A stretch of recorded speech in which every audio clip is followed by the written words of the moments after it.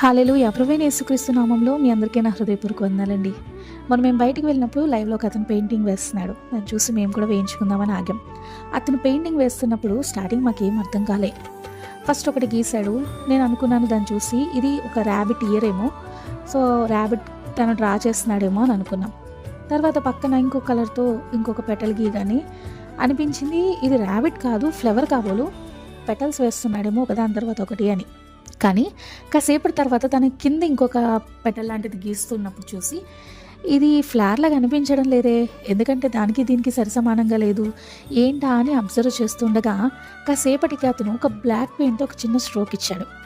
అది చూసినప్పుడు అర్థమైంది కదా, ఇది ర్యాబిట్ కాదు ఫ్లవర్ కాదు, ఇది ఒక సీతాకోకచిలుక అని. ఆ తర్వాత సీతాకోకచిలుకని ఇంత సింపుల్గా వదిలేశాడేంటి అని అనుకునేసరికి అతను మళ్ళా దానికి బ్లాక్ కలర్తో స్ట్రోక్స్ ఇవ్వడం స్టార్ట్ చేశాడు. అది చూసినప్పుడు నార్మల్గా ఉన్న పెయింటింగ్ ఎంత అందంగా టర్న్ ఓవర్ అయిందో తెలుసా. దానికి మధ్యలో డాట్స్ పెట్టడం, బ్లాక్ కలర్తో స్ట్రోక్స్ ఇవ్వడం, ఫైనల్గా దాని మీద కొన్ని మెరుపులు వేయడం, చివరాఖరికి అది ఎంత అందమైన బటర్ఫ్లైగా మారిందో.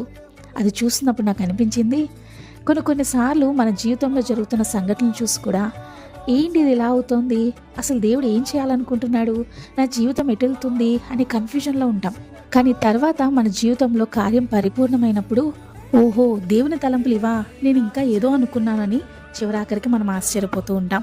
మొదట్లో మనకేం అర్థం కాకపోవచ్చు, కానీ అది ఎప్పుడైతే దేవుని చిత్తమని మనం ఎరిగి దాన్ని వదిలేస్తామో అది చివరాఖరికి ఎంత అందంగా టర్న్ ఓవర్ అవుతుందో తెలుసా. అందుకనే యెషయా గ్రంథంలో ఈ మాట ఉంటుంది, నా తలంపులు మీ తలంపుల వంటివి కావు అని. కాబట్టి జీవితంలో వస్తున్నటువంటి ఇబ్బందులను చూసి అడ్డులను చూసి ఏమైతుందబ్బా అని చెప్పి చింతించకుండా దేవునికి అప్పచెప్పండి. చివరాఖరికి ఆయన అందంగా కడతేరుస్తాడు.